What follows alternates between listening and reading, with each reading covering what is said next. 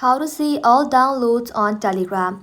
Hello everybody and welcome back to our channel. So let's get started without any further ado. So for that, first of all, you want to go ahead and open Telegram application in your mobile device. Once you open it, you want to make sure that you're signed in into your Telegram account. Now once you're signed in, you simply want to go ahead and tap on the settings icon.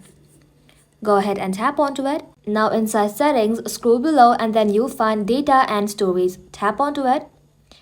Now from here, simply tap on storage usage, tap onto that, and from here scroll below and then you'll find chats right over here.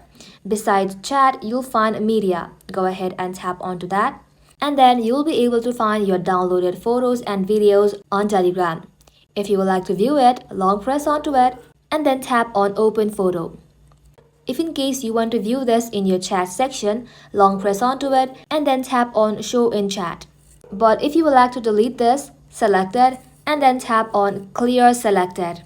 And after you do that, it will get deleted on Telegram. Well, that is simply how you can see all downloads on Telegram. And that ends the video, guys. Thank you all for watching the video till the very end and stay tuned until our next upload.